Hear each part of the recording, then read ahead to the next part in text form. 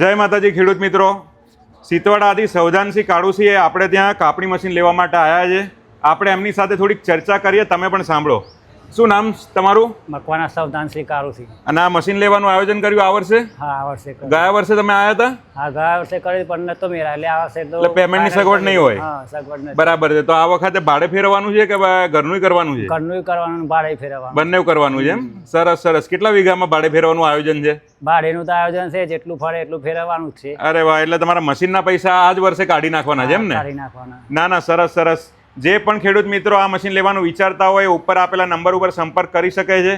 તમે થોડુંક સાહસ કરીને ઘરે આવકનું એક સાધન વસાઈ શકો છો અને આયોજન કરી શકો છો. હમણાં ઘઉં કાપણીની સિઝન છે, તો આ બેસ્ટ ટાઈમ છે આ મશીન ખરીદવા માટે. વધુ માહિતી માટે ઉપર આપેલા નંબર ઉપર સંપર્ક કરો.